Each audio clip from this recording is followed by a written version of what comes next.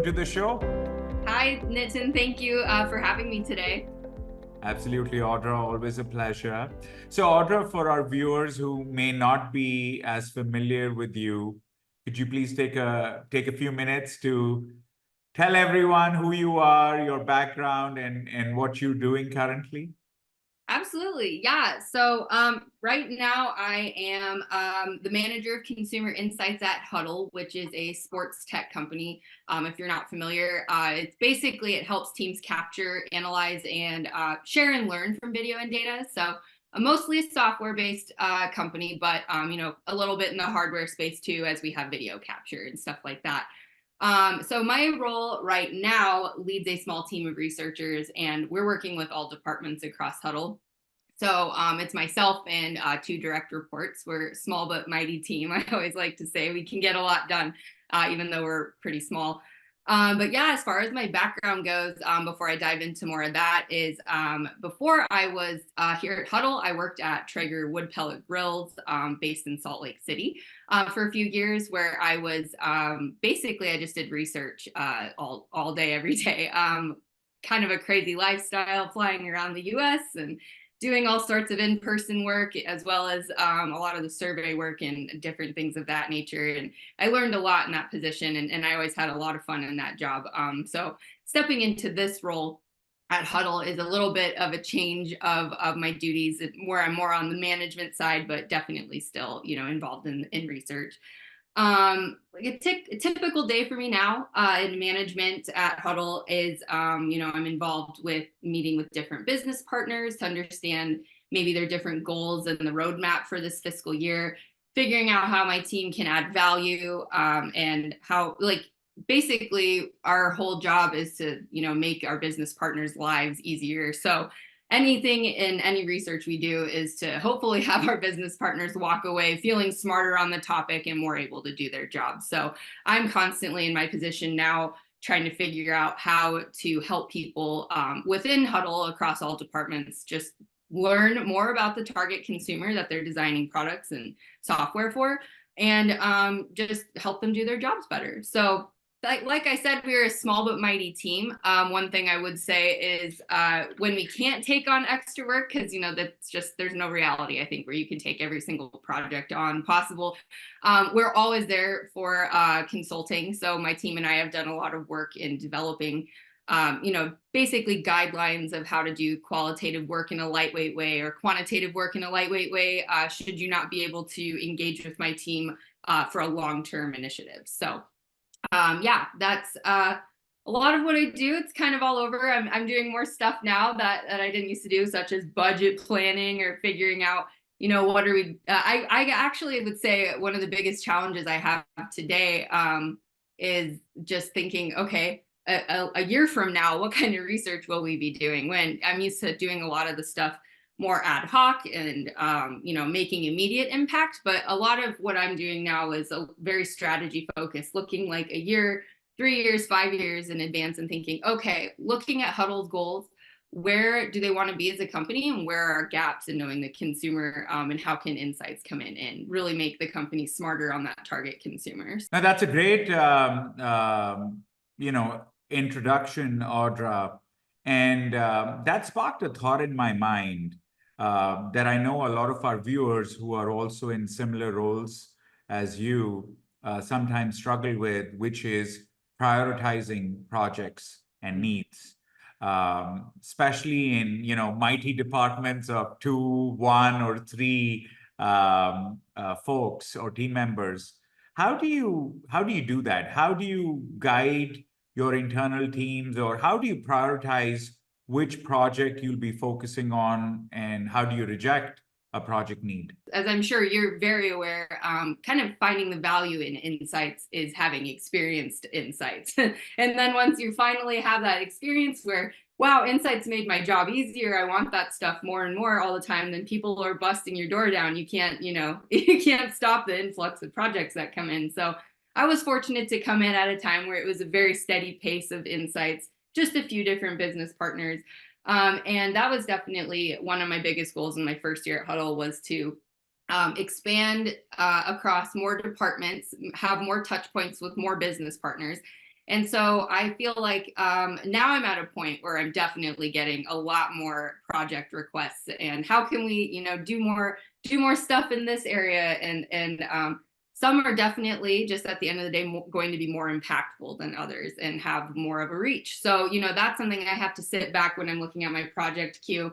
And I'll just be very honest with business partners up front. Like, I would love to do, every single project you can think of for you, but here is my backlog. Sometimes just being really transparent with them of like, here's all the other things that I'm working on. And like when they can kind of see how there's higher priority things than what they're requesting, more often than not, people are very understanding and like, okay, yeah.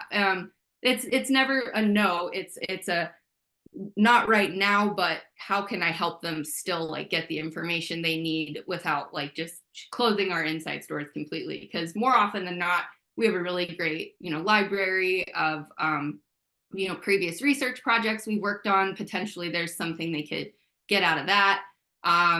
There might be some scientific papers out there existing that maybe I know something about and I can send along their way for them to read, or just any, or even like teaching them how to do a one-on-one interview with somebody, or help them like look through over their survey that they've built, and just make sure that the questions are all looking good. And when you have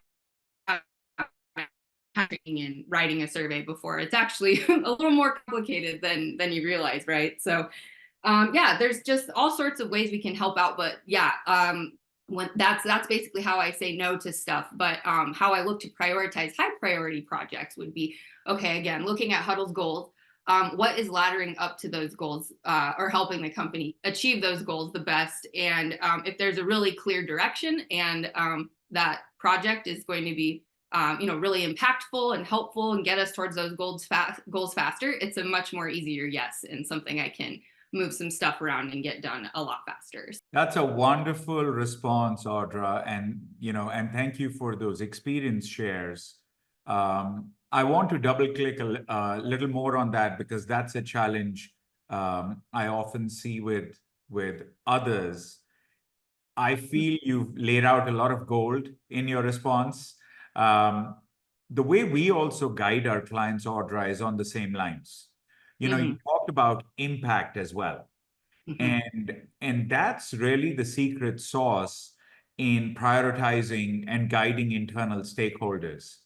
So the way we talk about impact is business impact, financial impact, and personal impact. And so business impact is really, like you said, hey, how is this going to help the organization? Is this in line with, the mission and the vision of how the organization is progressing, right? What we like to guide clients also is talk about the financial impact, because ultimately it's an investment, right? It's an investment of company dollars, time, resources. As much as we can, break down that business impact to a financial impact. And what I mean by that is, well, okay, if the goal is to make marketing more effective, how much more effective? 10%, 20%? And if it's 20% more effective, what does that translate into? 10% more sales, 5% more, 20% more? What is that financial number, right? That we're trying to do for the project. If the goal is to enhance customer satisfaction and loyalty, again, the same line of thinking. By how much? 5%, 10%, 20%? And then what does that translate into? Customers will buy more, they'll stay longer, we'll retain them longer, or they'll buy more frequently. How are we translating those metrics into a financial investment, right? A financial impact item. The reason behind doing this, Audra, is you know how it is when we present the research insights and you're in front of leadership and you're telling people, hey, 30% of our customers said this, right? And often leaders and senior stakeholders, they pay attention to this, but then they also have to balance, expenses on, well, do we spend X in improving this? Now, you as the research lead are representing the voice of the customer and saying, well, we should do this because it's 30% are saying this. But Mhm. I don't know if you've ever experienced this. I'm sure you must have.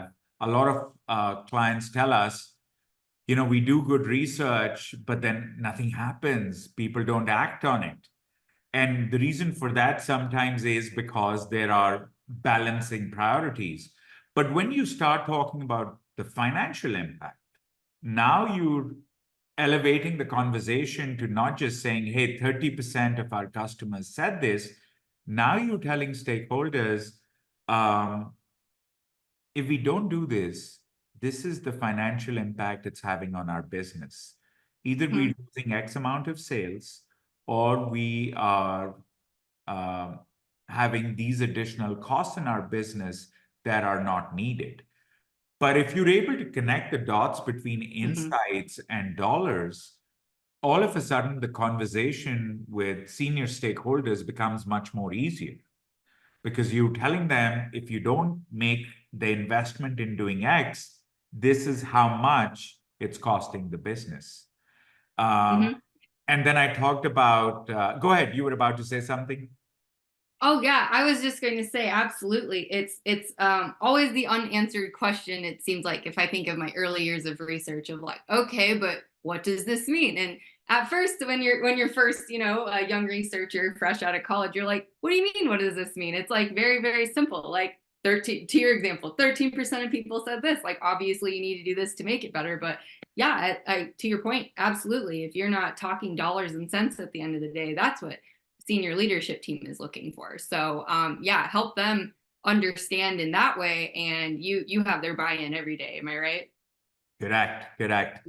And something even more powerful than financial impact is what we talk about is personal impact. Mm-hmm. A question that we often ask clients is, okay, so we understand the project brief, we understand how this is going to move the needle for the organization. Um, is there a personal impact on you for this project? And Mm-hmm. Audra, I cannot tell you and our viewers enough on how powerful this question is. Um, we've had clients tell us, oh man, this is really important. I got hired for this. I mean, my whole Really? job depends on this, right? But the reason why you want to ask these questions, Audra, is, and I know you ask them, I'm sharing this more with our viewers, is um, this is also how you get buy-in from stakeholders. Mm-hmm. Because if your internal stakeholders are sharing with you what is the personal impact for them, well, guess what? When the research comes out, when the insights come out, these are not stakeholders that are going to just let this be a nice looking report on their desk. These are the types of stakeholders who will then act upon it, who will Mm-hmm. become your internal champions. On Mm-hmm. the other spectrum of things, Audra, what we also guide our clients is, hey, if the personal impact is not strong, if you hear comments like, it's just another project for me, and if the organizational impact is not strong, the financial impact is not strong, then we as researchers also have the responsibility of guiding our stakeholders on, hey, then why are we even talking about this project? Mm-hmm. Right? Right. We should be focusing on things that have a strong impact, like you said. Yep. So I really felt your experience shares and commentary was really wonderful, and I wanted people to really pay attention to the gold that you were letting out there, because this is such a common problem in with a lot of research departments, and Mhm. our experience has been that when you start talking the impact language, then it Mhm. becomes easier to streamline and focus on projects that really matter. Absolutely. I've had to learn that a lot throughout my career as well. So the way I got into insights was actually, so I have a bachelor's degree in food science and technology. I originally thought I wanted to be a product developer. And then I decided I actually like working with people and numbers a lot more. So I went into sensory and consumer insights. So formally, my training is in a lot of food testing, helping optimize recipes through insights and things of that nature. So when I got out of the food world into my first non-food job at Traeger, I very quickly found out that I had a bit of a gap in knowledge with my master's degree being more science-based and a lot of my peers having MBAs. There is definitely a business lingo that I had to learn how to speak. And it's not so much about geeking out, like I said, of the research and understanding things in a really straightforward way. And this is what you have to do. It's like what you were saying, it's a lot of understanding financial impact and business things in a way I didn't understand at first. So I've definitely had a lot of on the job training in that way. And it's made me a lot smarter in my job position to decide to invest time into understanding more about those kinds of things. Because it's valuable and maybe a way I didn't understand it first. But yeah, anybody who's maybe has a similar background to mine, I would just definitely recommend just getting smarter on business and strategy and things of that nature, because it's only going to help you in the long run for sure. That's great, Audra. So let me ask you this. In your everyday role, when your leadership comes to you and says, great job, um, what are they typically counting on you for? Yeah, it's a great question, and it's going to tie in definitely to a lot of stuff we've already discussed, you could say. But typically, when leadership is saying "great job," and I hear a lot about it and get a lot of compliments and people slacking me, things like that, it's the type of work that's had an impact across several business units, or it really helps solve a gap in knowledge that quickly created revenue in some way, shape, or form. That's a very immediate reward, right? So insights work, as we know, it can be small or big. A smaller job is definitely still important. So things of like feature validation or ensuring that a product solves a pain point or is intuitive, that's obviously, you know, a very specific audience within the company. Still very important because that is your product that you're selling to your consumers at the end of the day. But you know, again, it is a smaller audience that it benefits, so you don't really have as many cheerleaders talking about your work around the company. That's just the way it goes sometimes.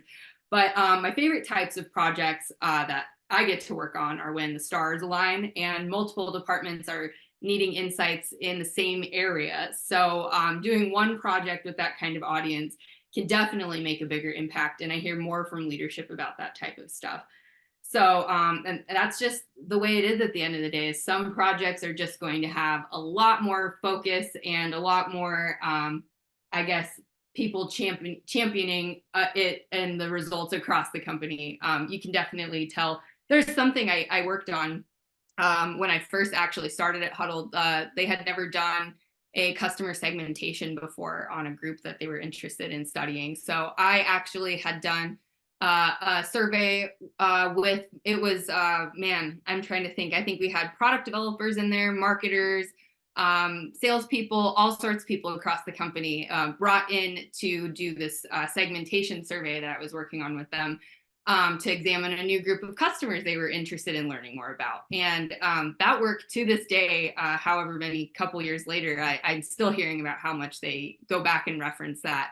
And so, you know, things that just like, it's almost like if you can come in and give them the research before anybody's even asking for it, those are definitely the more high impact things. Like nobody really was talking about doing a segmentation or understanding customers in that way and how to like target things towards them. But, you know, me being confident enough that this is something that this company needs right now and bringing that my expertise in that way to the forefront and bringing the people together and doing that work, showing them this brand new thing that they never even thought possible. Those are definitely the types of projects that I see reverberating for months, even years in the future. So yeah, that is definitely something I'm working on more and more all the time, is like, how do we get ahead of the research and results that the company needs, before the company even knows that they need them. That's great, Audra. What you're focusing on is converting foresight into insight, Yeah, right? And exactly. that's the holy grail. Let's talk a little bit about that. When you're immersed in these projects or in your everyday, professional life, um, when you're helping the organization better understand the customer, improve the customer experience, can you share a little bit about what are some of the typical challenges that people come to you with? Like, as an example, Huddle started as a startup. So there's still some of that startup mentality, in a way of like, cast a wide net, and we're just hoping to get as many people as we can. So I think one of the challenges I face is trying to get some of those business partners to understand the value of getting, if you can get more specific on your target audience, and I think that's kind of a foreign concept for some people, of like, say you do a customer segmentation, you get 4 clusters, right? And I'm suggesting we go after these 2 clusters and kind of not necessarily ignore these other 2, but that's just not going to be our bread and butter. We're going to go after these 2 customers. I think it's just a very foreign concept for some people, of like, what do you mean we're not going after all 4? We like, they're still a customer. It's like, they are still a customer, but these 2, I believe, are going to like kind of, generate us the most amount of revenue for these reasons that I've specified, kind of thing. So I think that's the biggest challenge, is getting people to almost like take the dive in a way of, trusting, me and my expertise and my research team, to just know that, like, we're going to do things a little bit differently. And it might not feel like something you're used to. But, the payout's going to be really big. So I think there's a lot more of that, maybe, than I'm used to having, just in a research role, of just trying to get people to try something new. And I mean, we're human, right? We all have resistance to change. That's just how we're all hardwired, I think, at the end of the day. So, I've had a lot of success of just like, once you show, like I've said it at the beginning, and like you've said a lot before, when you show them what you can do, and you do something new and have a lot of buy-in, and the big impact it can have, definitely, that speaks volumes. And I don't have to justify stuff anymore. People are like, yep, we trust you, this is what we're going to do, and we can go ahead and do it. So I think at the very beginning, though, in these types of projects, you have to do a lot of work justifying why you're doing what you're doing, setting things up in a way so that people can understand, almost like you're breaking down all of your training and showing them why you're doing what you're doing. And then, once people can see the successes and the fruits of that labor, then, it's not a matter of having to do that the second time around. It's like, okay, yep, we know how this works. Go ahead and do your thing. We're just excited to get the results back. That's a great response, Audra. Thanks for sharing that. Um, in terms of better understanding the customer, you talked about, the segmentation example. I think Mhm, segmentation is wonderful to go deeper into customer behaviors, mhm, customer profiles. Um, Customer journeys are something that we are big on in terms of how well they complement and can be built upon segmentation work. mhm. Uh, if we were to talk about customer journey work, uh,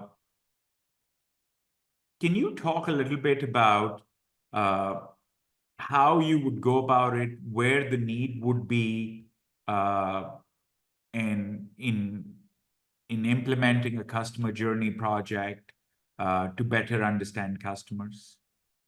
Yeah, absolutely. I'm a huge fan of customer journey mapping. It's in the way of, in the spirit of, company collaboration. There's just not one department in a company that would not benefit from a customer journey map, right? So I'm a huge proponent of them for that reason.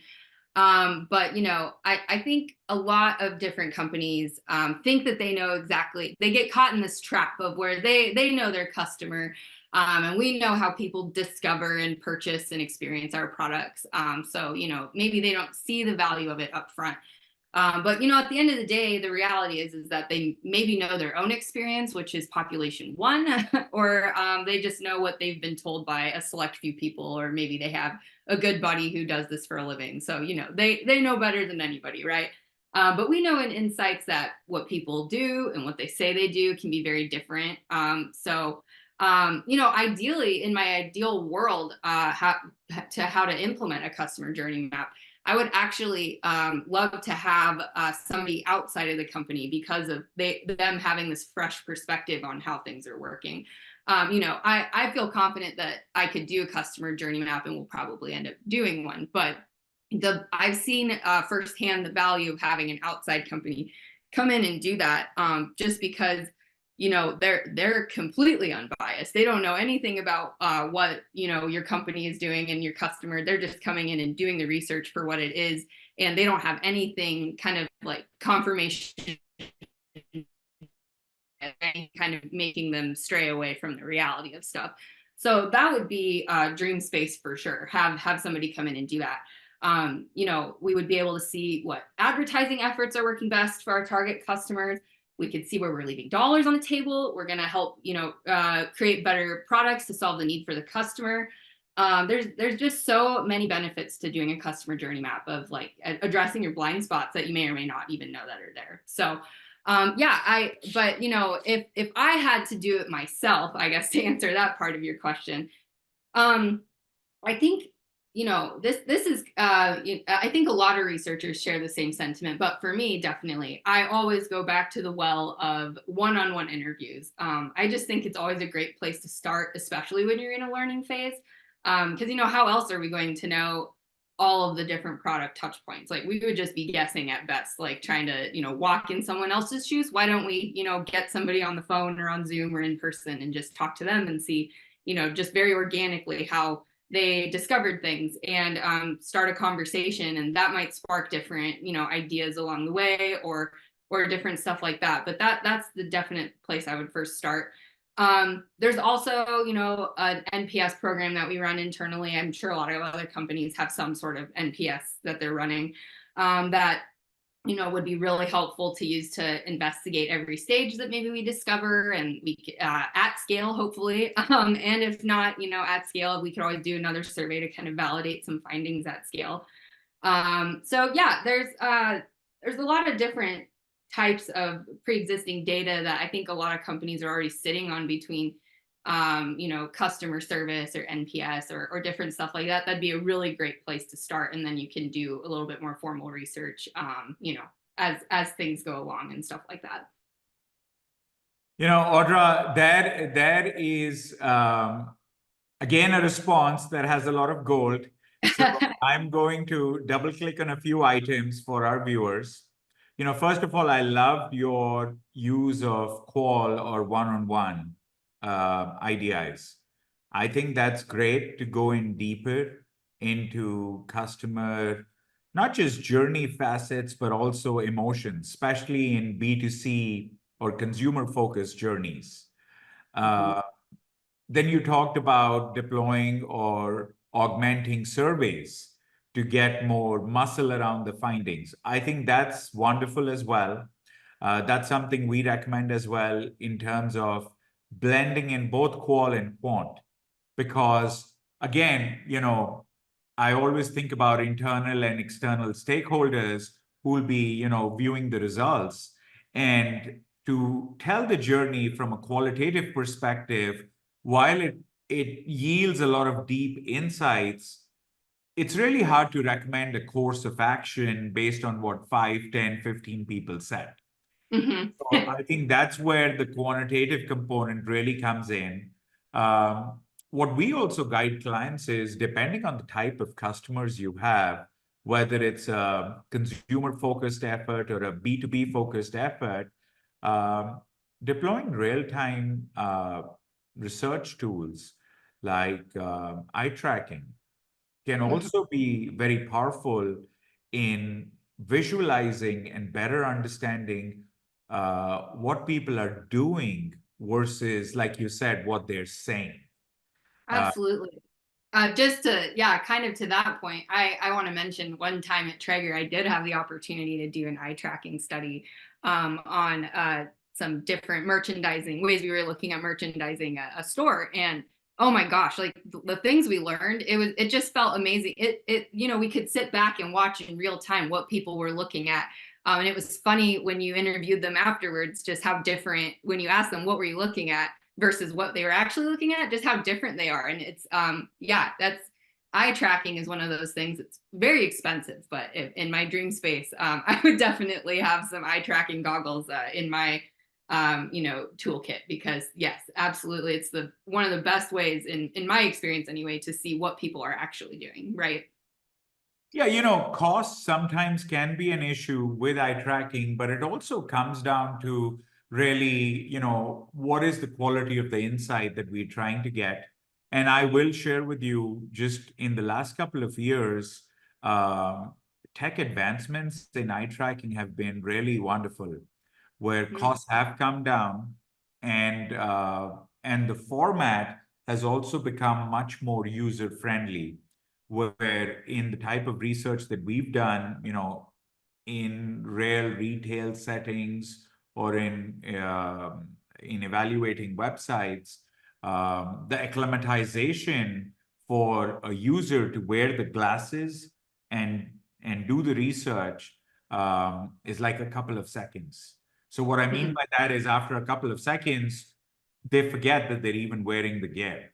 You know, Right. yeah, the glasses look like just a common pair of sunglasses. All that to say is, like you were saying, in these journey projects, when you're trying to better understand the customer and their journeys and their underlying emotions, then having that blend of qual, quant, and even the behavioral from the eye tracking perspective yields a lot of good insight. So I just wanted to compliment. I think your conceptualization of what you would do in a journey effort is spot on. Oh, thank you. Yes. Yeah. I'm excited to do more and more stuff like that as time goes on and our calendars allow, because definitely it's just an absolutely invaluable thing to do. Like is the customer journey map, because those are the kinds of projects very specifically that I know for a fact live on for even like 5 or 10 years. If you never refresh it, people will still use it. So yeah, that would be an exciting one to work on. Wonderful, Audra. And so, Audra, we are almost at the end of our interview. Uh, any final comments that you'd like to share with our viewers before we call it a wrap? I don't think so, Nitin. This was just really great to sit down and discuss this with you today. I always love to share these types of conversations with other researchers, people that have actually been in the throes and like doing stuff themselves. You can always tell, when somebody's done a lot of this type of work in the way that they talk about that stuff. So yeah, it's very nice to be on this call with you and discuss this more. And I've just really enjoyed my time. So thank you again for having me as a guest today. Thank you so much, Audra. You're very welcome. And I'm sure our viewers will also pick up a lot of gold from your commentary that hopefully they can apply in their businesses right away. So thank you so much for your time as well. I hope so. Awesome. All right. Well, you have a great rest of your day, and thank you again. Thank you, Audra.